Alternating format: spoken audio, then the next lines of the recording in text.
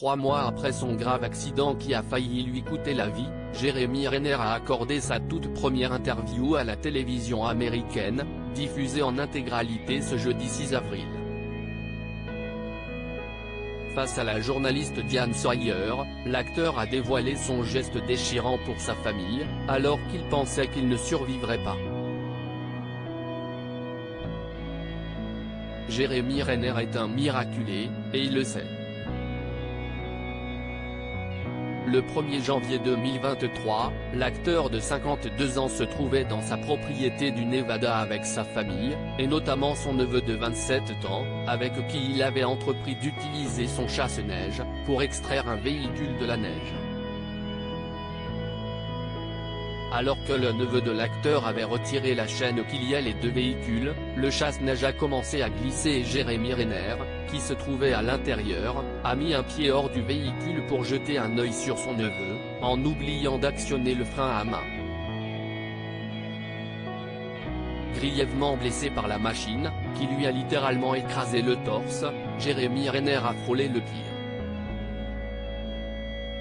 Et les conséquences, énumérées par Diane Sawyer lors de l'interview diffusée ce jeudi 6 avril sur ABC font froid dans le dos.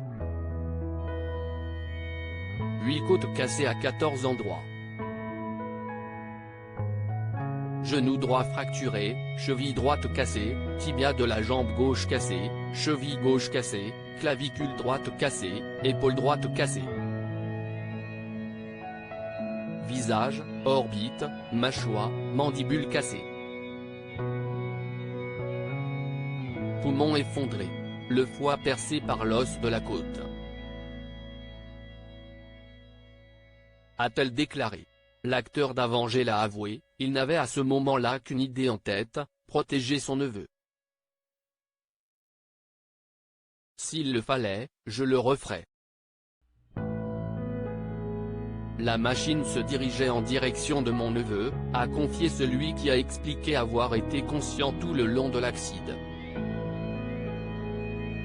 Jeremy Renner a envisagé le pire après son accident. La famille est ce qu'il y a de plus précieux pour Jeremy Renner, qui a également fait une confidence déchirante à la journaliste. Après l'accident, l'acteur, constatant son état, a envisagé un scénario dans lequel il ne survivrait pas. J'ai écrit des notes dans mon téléphone, qui étaient mes derniers mots pour ma famille, a-t-il révélé. Un aveu terrible de la part de l'acteur, qui a reçu, depuis le début de sa convalescence, de très nombreux soutiens, notamment de ses célèbres amis, Mark Ruffalo, Chris Evans ou encore Paul Rudd,